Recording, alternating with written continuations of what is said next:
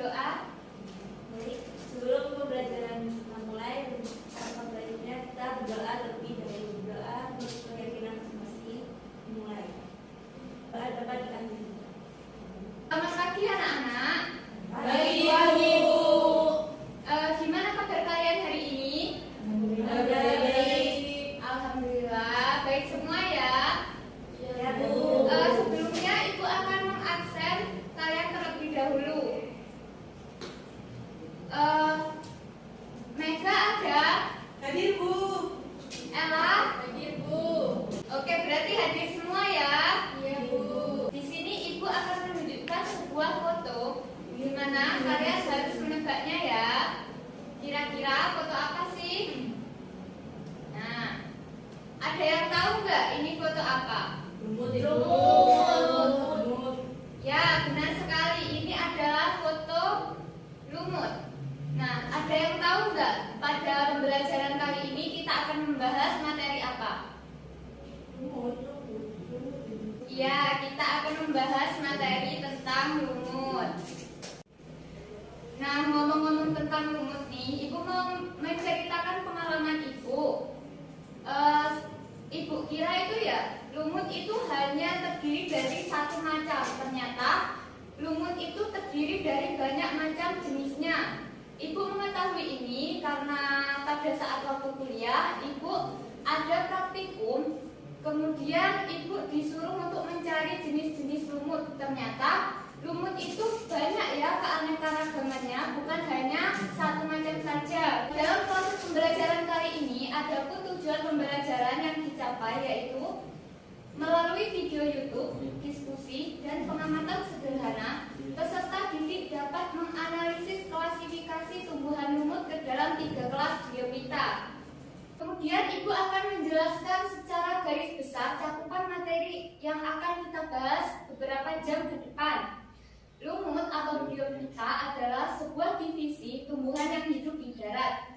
Lumut ini hidup di batu, kayu, gelondongan, pepohonan, dan di tanah. Lumut juga terdiri atas 3 kelas. Setiap kelas pada lumut terdiri atas ciri yang berbeda-beda. Dalam proses pembelajaran kali ini, kita menggunakan pendekatan saintifik dengan model pembelajaran inquiry learning. Adapun metode pembelajaran yang akan dilakukan yaitu melalui metode pembelajaran diskusi, tanya jawab, penugasan, dan presentasi.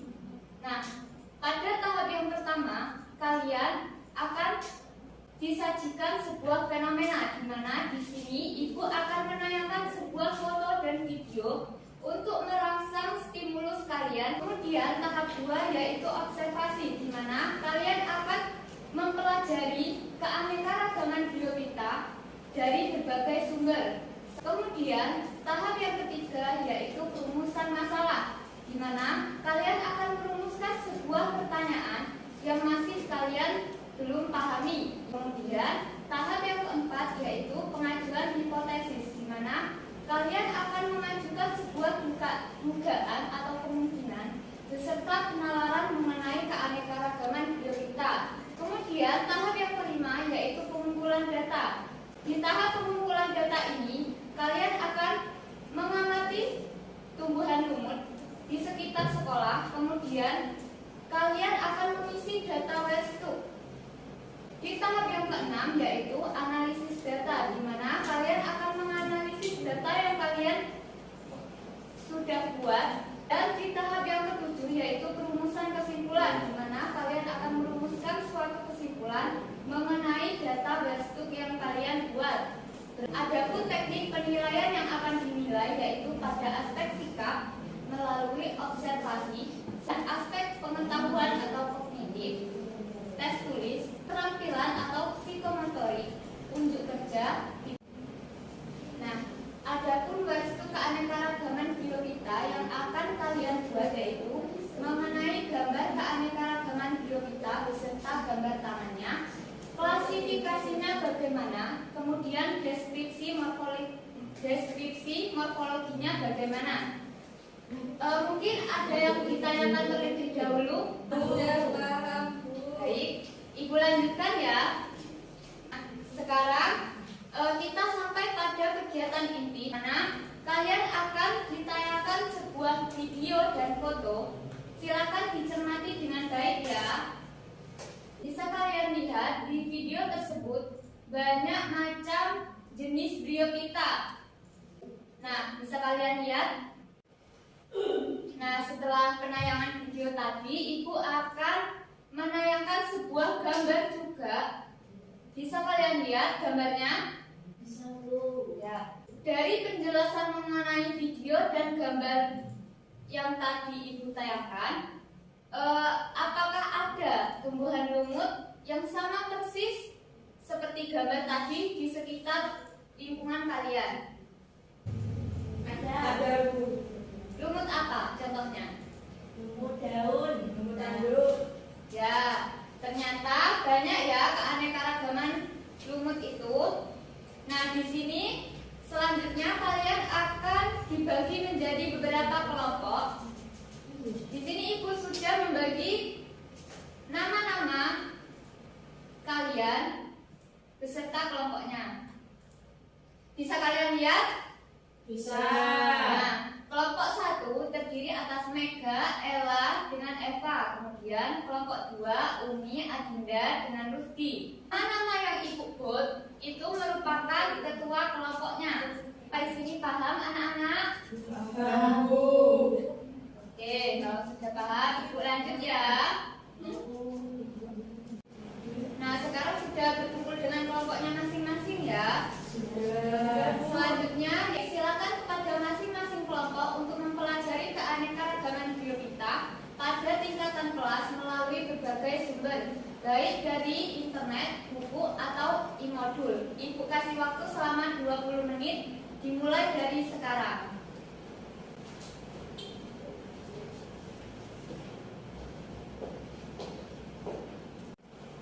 Baik, waktu sudah berlangsung selama 20 menit. Dari sini ada yang mau ditanyakan? Ada, Bu. Saya. Ya. Bu. Mega, silakan.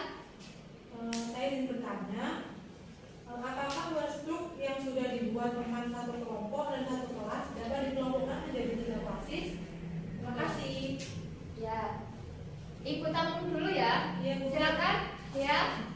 Saya izin bertanya, Bu. Ya, silakan. Ada beberapa kelas lumut yang ada di sekolah ini.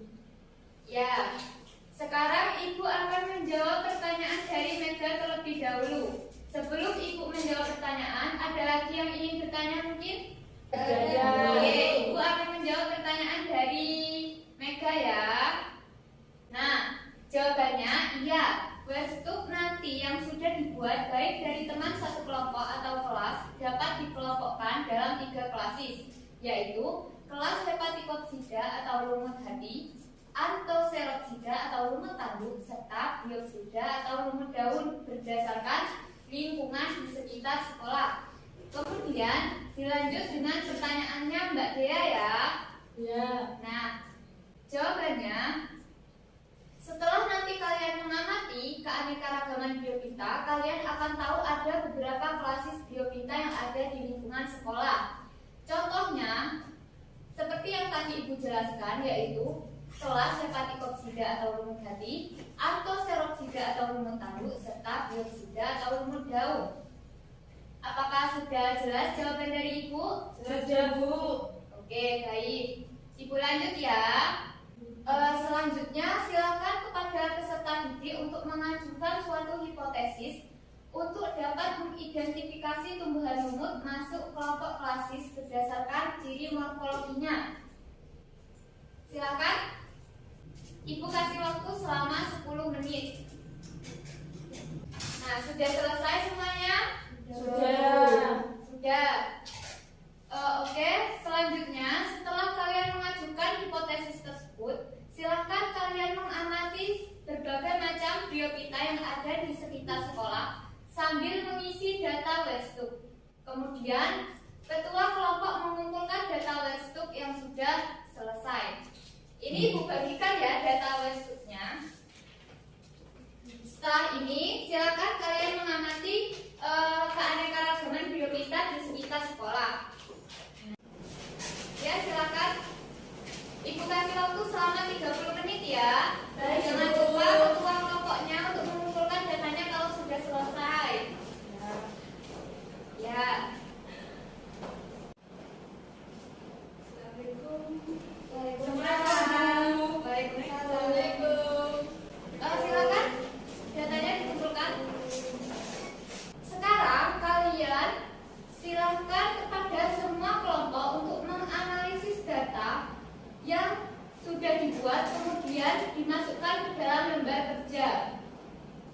Bentar. Ibu bagikan datanya kemudian lembar kerjanya ya.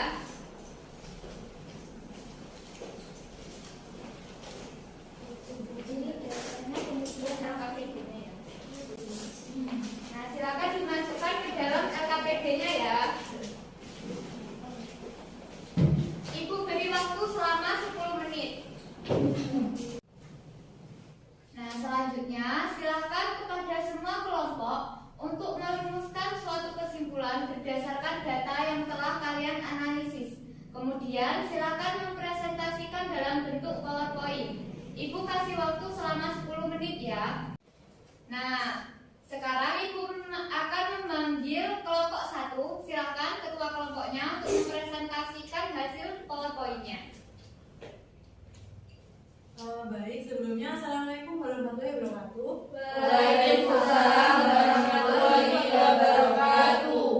Di sini saya perwakilan dari kelompok 1 akan mempresentasikan mengenai biopita atau tumbuhan lumut. Dalam PPT tersebut dijelaskan bahwa klasifikasi lumut biopita dibagi menjadi 3 kelas, yaitu yang pertama lumut hati atau hepatisia, yang kedua lumut tanduk Panthocerotacea, dan yang ketiga lumut daun atau musci. Sekian presentasi dari saya, kurang lebihnya mohon maaf. Wassalamualaikum warahmatullahi wabarakatuh. Waalaikumsalam warahmatullahi wabarakatuh. Terima kasih kepada kelompok 1. Silakan tepuk tangan anak-anak. Nah, setelah melewati berbagai rangkaian pembelajaran tadi, silakan kalian untuk mengambil satu kertas, kemudian mengisi kekurangan dan kelebihan dari proses pembelajaran keanekaragaman biopita ini. Silakan, kemudian dikumpulkan di sini ya. Baik, Bu.